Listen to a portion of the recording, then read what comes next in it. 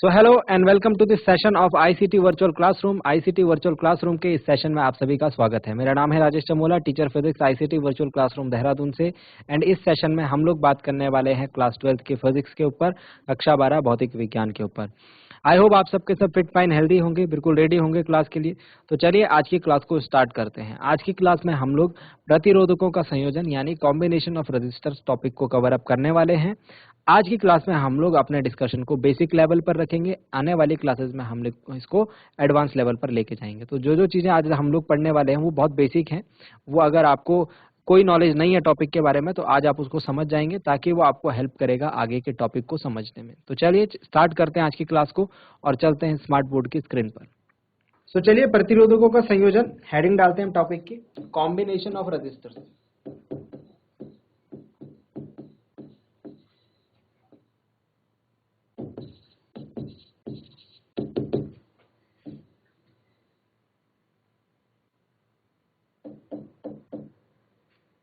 Combination of resistor, प्रतिरोधों का संयोजन।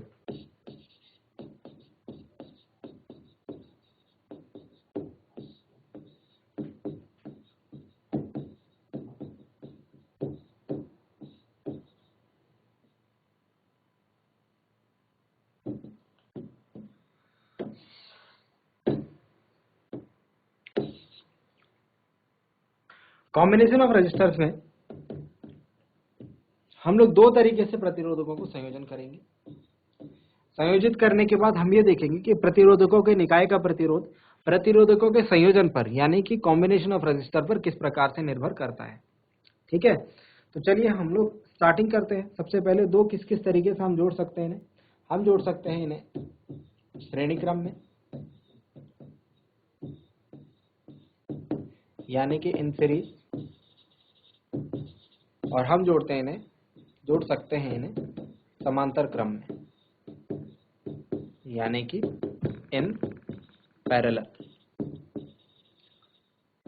ठीक है, तो चलिए फर्स्ट हेडिंग डालते हैं श्रेणी क्रम में।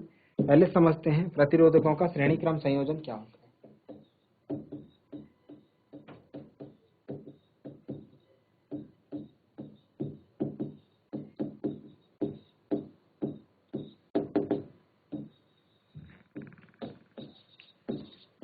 Series combination of resistor.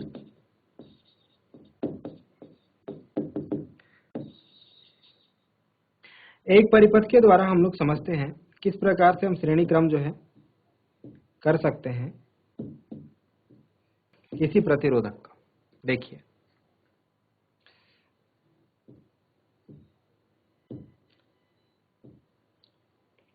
Suppose हमारे पास एक विद्युत परिपथ हमने लगाया जिसमें कि हमने तीन प्रतिरोधकों को इस प्रकार से लगाया।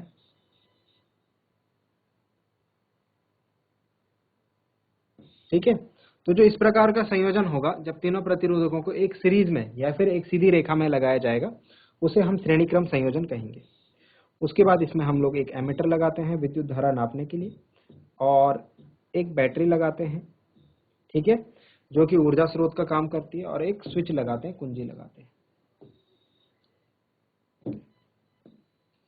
तो हमको इतने सारे काम करने हैं। तो हमको क्या करना है, हमको एक एमीटर लगाना है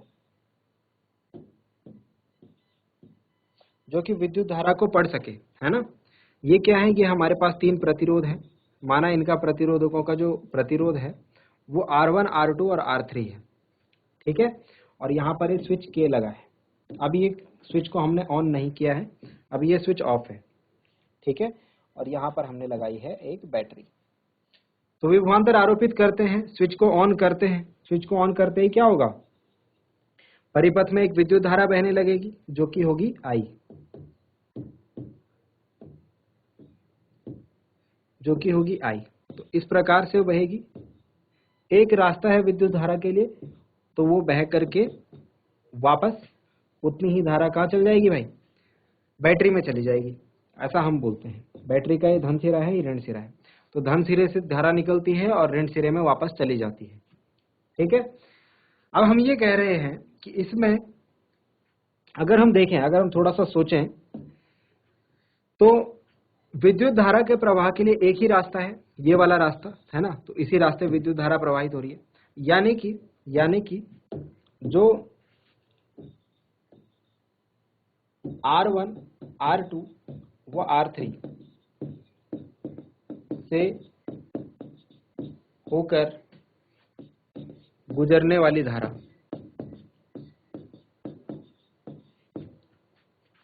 या फिर से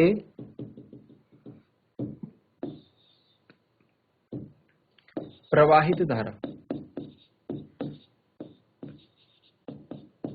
कितनी है भाई? आई है, कैपिटल आई, जो कि सेम है। अब अगर मैं इनके विभवांतर निकालने की कोशिश करूं ओम के नियम से, ओम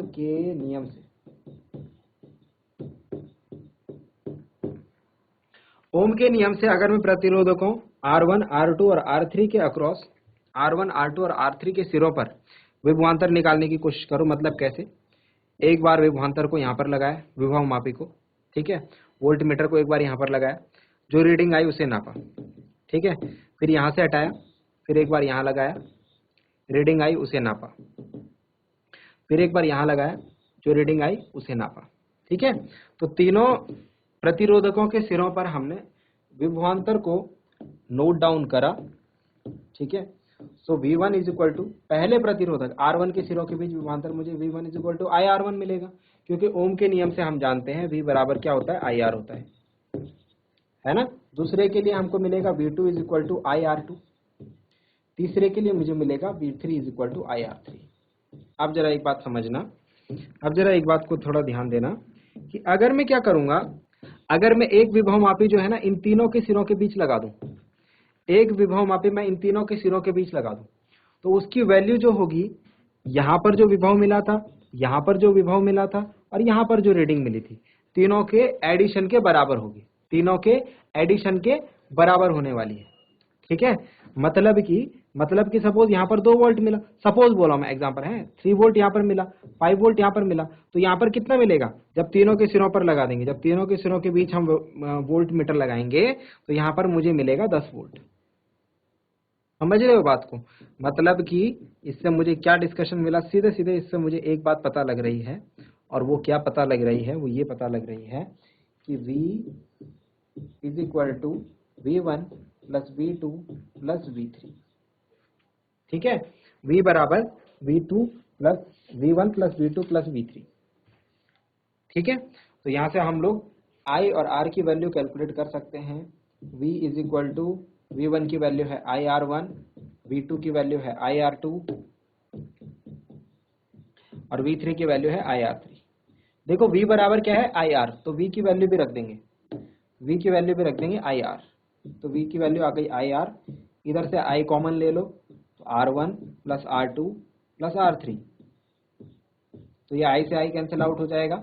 हमारे पास एट लास्ट जो एक्सप्रेशन बचा है, हमारे पास एट लास्ट जो एक्सप्रेशन बचा वो कुछ इस प्रकार से होगा, वो होगा R is equal to R1 plus R2 plus R3। ये जो है किसी प्रतिरोधक का श्रेणी क्रम में तुल्य प्रतिरोध होता है। इसका क्या मतलब है ये भी समझाता हूं आपको। इसका क्या मतलब है ये भी आपसे बात करते हैं। इसका मतलब है कि मैं इन तीनों की जगह पर R1 R2 R3 की जगह पर एक प्रतिरोधक लगा दूं तो मेरा काम बन जाएगा। R1 R2 की R3 की जगह पर, जहां पर मैंने 3 प्रतिरोधक लगा रखे हैं, उनकी जगह पर मैं सिर्फ एक प्रतिरोधक लगा दूं तो उससे ही काम चल जाएगा। तो जिसका प्रतिरोध कितना होना चाहिए भाई? जिसका प्रतिरोध होना चाहिए R, जिसका रेजिस्टेंस होना चाहिए R। और R कैसे निकालेंगे? जितने तीनों लगे हुए थे यहाँ पे उनको जोड़ दो, उसके तुल्यांकी के बराबर हम लोग एक प्रतिरोध लगाएंगे, हमारा काम बन जाएगा। समझ में आ गई है बात? आई होप ये बात समझ में आई होगी आपको। ये था हमारा प्रतिरोधकों का श्रेणी क्रम संयोजन, ठीक है। सो फॉर्मूला इसमें ध्यान रखेंगे।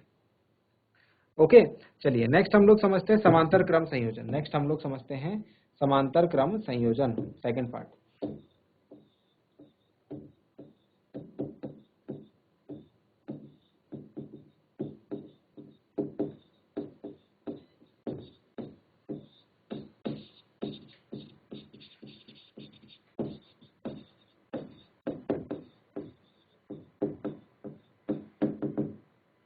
Parallel combination. ठीक है, पैरेलल कॉम्बिनेशन में देखिए, पैरेलल कॉम्बिनेशन में हम लोग सर्किट को कुछ इस प्रकार से बनाएंगे।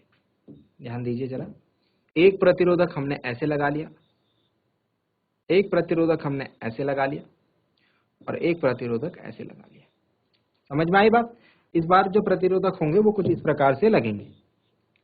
ठीक है, तो अगर प्रतिरोधकों को मैं इस प्रकार से जोड़ रहा हूं एक के बाद एक सिरे से, तो उसको हम कहते हैं समांतर क्रम संयोजन, यानी कि पैरेलल कॉम्बिनेशन। ठीक है, तो सीरीज और पैरेलल में आपको एक बात समझ में आ गई होगी कि सीरीज में जो होंगे प्रतिरोधक वो सीधे सीधे जुड़े होंगे और समांतर क्रम में वो ऊपर नीचे जुड़े हुए हैं। ठीक है, चलिए बाकी सर्किट कंप्लीट करते हैं। यहाँ पर एक बैटरी लगाते हैं, ठीक है, और यहाँ पर क्या लगाते हैं, एक स्विच लगाते हैं और एक एमीटर भी लगाते हैं धारा के मान को चेक करने के लिए। चलिए सर्किट में बाकी फॉर्मेलिटीज पूरी करते हैं और स्विच को ऑन करते हैं। तो ये रहा एमीटर, ये हमारे पास तीन प्रतिरोधक हैं R1 R2 R3, इस बार ये ऐसे जुड़े हैं। ठीक है, और ये हमारे पास बैटरी है जिसका ये धन सिरा है, जिसका ये ऋण सिरा है। यहाँ पर हमने कुंजी लगाई है K और अब हम करते हैं स्विच को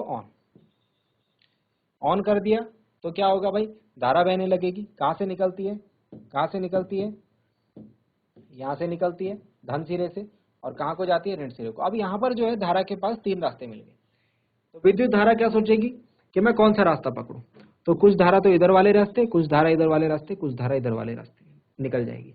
मतलब यहाँ पर धारा जो है तीन पार्ट्स में बट गई, तीन टुकड़ों में बट गई, और उसके बाद यहाँ से आने के बाद यही धारा यहाँ पर मिल करके वापस से पूरी आई धारा बन जाएगी। समझ रहे हो बात को? तो जितनी धारा गई थी वो यहाँ पर तीन टुकड़ों में बट गई, I1 I2 I3। ठीक है, और उसके बाद वापस से वो सारे मिल करके वापस से उन्होंने एक धारा बना ली। तो यहाँ पर हम क्या बात कह सकते हैं, जैसे कि हमने श्रेणी क्रम संयोजन में पीछे एक बात कही थी कि जहाँ वहां पर प्रवाहित धारा आई थी, लेकिन यहाँ पर हम क्या बात कहेंगे, यहाँ पर जो कांस्टेंट चीज है, यहाँ पर जो तीनों के लिए सेम चीज रहने वाली है, वो क्या चीज है,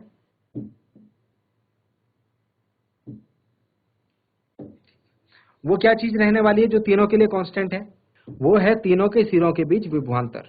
वो है तीनों के सिरों के बीच विभवांतर। पिछली बार हम क्या कर रहे थे, एक बार इसके सिरे के बीच हमने क्या करा था, वोल्ट मीटर लगाया, ठीक है, रीडिंग ली, फिर उसके बाद इसे हटाया, फिर उसके बाद इस सिरे, इस R2 के सिरों के बीच विभवांतर लगाया, रीडिंग नापी, फिर इसे हटाया, फिर R3 के सिरों के बीच विभवांतर लगाया और रीडिंग नापी। ठीक है, तो हमने क्या देखा कि तीनों टाइम पर जो रीडिंग है वो सेम आ रही है, तीनों टाइम पर जो विभवांतर की रीडिंग आ रही है वो सेम आ रही है। मतलब कि यहाँ पर जो कांस्टेंट टर्म है, यहाँ पर जो कांस्टेंट टर्म है R1 R2 व R3 के सिरों के बीच विभवांतर, के सिरों के बीच विभवांतर यानी कि पोटेंशियल डिफरेंस, जो कि कितना है, कैपिटल V है, ये कांस्टेंट है इस बार। ठीक है, तो तीनों के लिए मैं धारा के मान निकाल सकता हूँ, तीनों के अतः जो R1 प्रतिरोध है उससे ओम के नियम से, ठीक है, V बराबर IR, ओम के नियम से। इस बार हम कौन सा नियम लगाएंगे, V बराबर IR नहीं लगाएंगे क्योंकि V तो कांस्टेंट है। इस बार कौन बदल रहा है, I बदल रहे हैं, तो I बराबर V अपॉन R से। ठीक है, तो फर्स्ट के लिए लगाइए, I1 इज इक्वल टू क्या हो जाएगा भाई, I1 इज इक्वल टू हो जाएगा V अपॉन R1, क्योंकि V तो तीनों के लिए सेम है। ठीक है, तीनों के सिरों के बीच जो विभवांतर है वो समान है। I2 इज इक्वल टू हो जाएगा V अपॉन R2 और I3 इज इक्वल टू हो जाएगा V अपॉन R3। अब हम क्या देखते हैं, हम ये देखते हैं कि भले ही वो धारा I1 I2 I3 जो है तीन भागों में यहाँ से बट गई थी, लेकिन वापस वो I1 I2 I3 मिल करके वापस से I बना दे रहे हैं, वापस से वो मुख्य धारा को बना दे रहे हैं। मतलब कि जो I1 I2 I3 है वो भले ही अलग अलग तो है, लेकिन उनका जो योग है वो किसके बराबर है, परंतु I बराबर I1 plus I2 plus I3। मतलब कि अल्टीमेटली ये तीनों धाराएं जो हैं, जो मुख्य धारा I है उसके बराबर है। समझ में आ रही है बात? चलिए अब I1 I2 I3 की वैल्यू रख लीजिए। I1 की वैल्यू है V अपॉन R1, I2 की वैल्यू है V अपॉन R2 और I3 की वैल्यू है V अपॉन R3। ठीक है, अब यहां से हम क्या करते हैं, I is equal to V upon R value भी रख दीजिए इस साइड, तो ये आ जाएगा आई इज इक्वल टू क्या हो जाएगा इधर V अपॉन आर, इधर हम लोग V कॉमन ले लेंगे तो ये आ जाएगा 1 upon R1 plus 1 upon R2 plus 1 upon R3। इधर V से V कैंसिल आउट हो जाएगा, तो हमारे पास हमारा फाइनल एक्सप्रेशन आ जाएगा जो कि कुछ इस प्रकार से होगा 1 upon R is equal to 1 upon R1 plus 1 upon R2 plus 1 upon R3।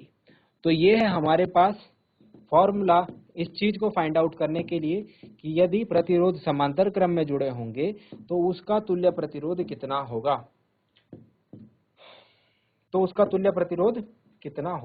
So I hope आप इस बात को समझ गए होंगे।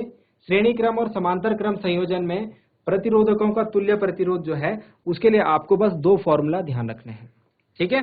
और इसमें जो सेम मतलब है, हमने क्या करा यहाँ पर इन तीनों प्रतिरोधकों को हटा करके एक प्रतिरोध फाइंड आउट कर लिया कि तीन प्रतिरोधक लगाने की क्या जरूरत, हम एक प्रतिरोधक लगा सकते हैं, है ना। और वो प्रतिरोधक कौन सा होगा जरा बताइए, वो प्रतिरोधक होगा हमारा कैपिटल आर। और कैपिटल आर हम कहां से निकालेंगे, इस बार इस फॉर्मूला से निकालेंगे। आई है बात समझ में। चलिए तो इसके कुछ क्वेश्चंस करते हैं। दो फॉर्मूला हमारे दिमाग में रहने चाहिए बस। कौन सा formula, R is equal to R1 plus R2 plus R3, किसके लिए, श्रेणी क्रम संयोजन के लिए। और 1 upon R1 is equal to 1 upon R is equal to 1 upon R1 plus 1 upon R2 plus 1 upon R3, किसके लिए, समांतर क्रम संयोजन के लिए। इसके अलावा ओम का नियम भी ध्यान रखेंगे। ओम के नियम से हमको 3-4 बातें पता है, उनको मैं यहाँ पर लिख दे रहा हूँ, फॉर्मूला के रूप में आपके काम आएंगे। V is equal to I R, I is equal to V upon R and R is equal to V upon I as well. चलिए तो कुछ क्वेश्चंस के देखते हैं और करने की कोशिश करते हैं। यहाँ पर इजी क्वेश्चंस मैं अवॉइड कर रहा हूँ, ठीक है। हम लोग कुछ ऐसे क्वेश्चंस कर रहे हैं कि जिससे हमारे कॉन्सेप्ट जो है वो क्लियर हो जाए और आगे का जो हमको पार्ट समझना है उसमें हमको हेल्प मिले, ठीक है। चलिए क्वेश्चन हमारे पास ये है, 2 ओम, 3 ओम तथा 6 ओम के 3 प्रतिरोधकों को किस प्रकार संयोजित करेंगे कि तुल्य संयोजन का कुल प्रतिरोध 4 ओम हो। 2 ओम, 3 ओम और 6 ओम के 3 प्रतिरोध हैं। हमको R की वैल्यू कितनी निकालनी है, 6 ओम निकालनी है। अब आंसर हमको बता दिया, क्वेश्चन हमको दे दिया, अब सॉल्यूशन आपको अपने हिसाब से करना है, ठीक है। सॉल्यूशन आपको अपने हिसाब से करना है। चलिए किस प्रकार से करेंगे ऐसे क्वेश्चंस को देखिए। आंसर मैं साइड में लिख लेता हूँ, R इज इक्वल टू 6 ओम हमको बनाना है।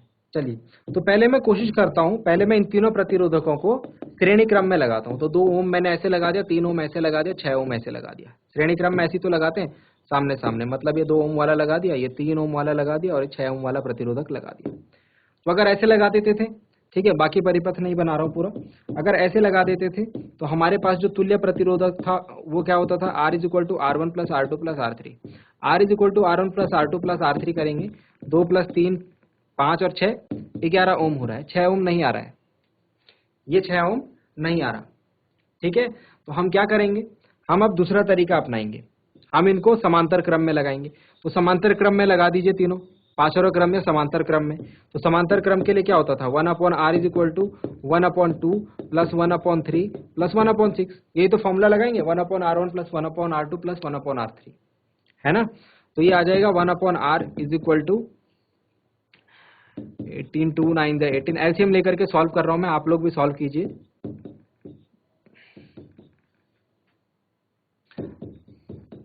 तो ये तो 1 ओम आ रहा है, ये कितना आ रहा है, ये आ रहा है R इज इक्वल टू 1 ओम, है ना। यहां से भी बात नहीं बनी, हमको लाना है 6 ओम। मतलब कि अगर मैं इन तीनों को या तो श्रेणी क्रम में ही लगाऊं या तो समांतर क्रम में ही लगाऊं तो मेरा आंसर नहीं आएगा, तुल्य प्रतिरोध 6 ओम नहीं बन पाएगा। तो मुझे कुछ और काम करना है। मैं एक काम करता हूं, इन तीनों प्रतिरोधकों को पहले श्रेणी क्रम में जोड़ता हूं, कुछ को श्रेणी क्रम में और कुछ को समांतर क्रम में जोड़ता हूं। अब ये काम आप रफ में करेंगे, अभी तो आप पहली बार देख रहे हैं इस क्वेश्चन को, है ना। तो आप ये रफ वर्क करेंगे। जब आपका प्रतिरोध 6 ओम आ जाए, है ना, जब आपका जो तुल्य प्रतिरोध है वो 6 ओम आ जाए, तब आप इसको फेयर में करेंगे। तो रफ वर्क आप क्या करेंगे, पहले 2 ओम और 3 ओम को आप क्या कीजिए, मैं सपोज 2 ओम और 6 ओम को कैसे जोड़ रहा हूँ, पैरेलल जोड़ रहा हूँ, समांतर क्रम में जोड़ रहा हूँ। तो समांतर क्रम में जोड़ने पर क्या होगा, 1/r is equal to 1/2 plus 1/6। यहाँ से एलसीएम लूंगा तो 6, 2 3 जा 6 एंड 6 1 जा 6, ये आएगा 1/r इज इक्वल टू 4/6। तो r की वैल्यू जो आई है यहाँ से 3/2 आई है। ठीक है, अभी जो 3/2 जो हमारे पास रेजिस्टेंस आया है, इसको मैं जोड़ता हूँ, ये बचा हुआ प्रतिरोध है हमारे पास 3 ओम का। तो 3/2 मतलब कि 1.5 ओम, और 3 ओम को अगर मैं सीरीज में जोड़ दूं तो सीरीज में दोनों के दोनों सीधे सीधे जुड़ जाएंगे, है ना। 2 3 + 6 दैट इज 9/2। अगेन हमारा आंसर आ रहा है 4.5 ओम। 6 ओम तो नहीं आया, है ना। चलिए एक दूसरा कॉन्फ़िगरेशन करके देखते हैं। तो आपको ये काम करना है, हिट एंड ट्राई मेथड हो गई। आपको सारे प्रतिरोधकों को अलग अलग प्रकार से लगा करके देखना है, तभी आपका आंसर आएगा इसमें। चलिए अभी मैं क्या कर रहा हूँ, 3 ओम और 6 ओम का प्रतिरोधक जो है इसको मैं समांतर क्रम में लगा रहा हूँ। तो समांतर क्रम में इनका तुल्य प्रतिरोध हम इस प्रकार से निकाल लेंगे। तो ये आया है हमारे पास R is equal to 2 ohm, R is equal to 2 ohm, और 2 ओम और 2 ओम के प्रतिरोध को मैं जोड़ूंगा। जब ये 2 ओम आया हमारे पास तुल्य प्रतिरोध, और इसको मैं इसके साथ जोड़ूंगा श्रेणी क्रम में, तो हमारे पास कितना आ जाएगा, 4 ओम का प्रतिरोध हमारा बन जाएगा तुल्य प्रतिरोध। मतलब कि हमको 4 ओम का ही तुल्य प्रतिरोध बनाना था। सॉरी, इट विल बी 4 ओम। तो सिंपली हम लोग क्या बात कर सकते हैं, इतने सारे डिस्कशन का हमारा जो कंक्लूजन निकला वो ये निकला कि मुझे क्या करना है, मैं परिपथ बना करके आपको दिखाता हूं। मुझे क्या करना है, पहले 3 ओम को और 6 ओम को ऐसे समांतर क्रम में रखना है। 3 ओम का प्रतिरोधक और 6 ओम का प्रतिरोधक को ऐसे समांतर क्रम में रखना है। ये हो गया 3 ओम एंड ये हो गया 6 ओम, और जो इनका तुल्य प्रतिरोध आएगा उसको मुझे ये 2 ओम वाले प्रतिरोधक के साथ श्रेणी क्रम में रखना है, 2 ओम, इस प्रकार से। तो आपको जब इस संयोजन का आप निकालोगे क्या तुल्य प्रतिरोध, तो आपका जो आंसर आएगा वो आएगा 6 ओम, सॉरी 4 ओम। आई होप आपको बात समझ में आई होगी। तो आप सिंपली इसमें लिख सकते हैं, ठीक है। फर्दर सॉल्यूशन आप होमवर्क में करें। आप लिखेंगे कि 3 ओम व 6 ओम के प्रतिरोधकों को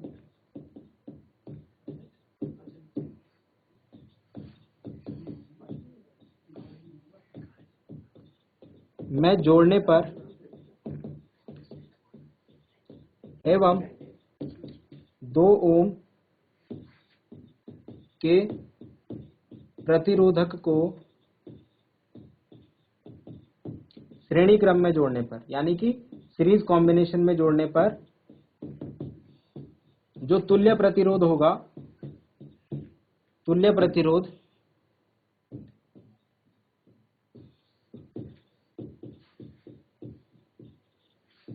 4 ओम होगा, and it is the answer. संयोजन का भी लिख सकते हैं यहाँ पे।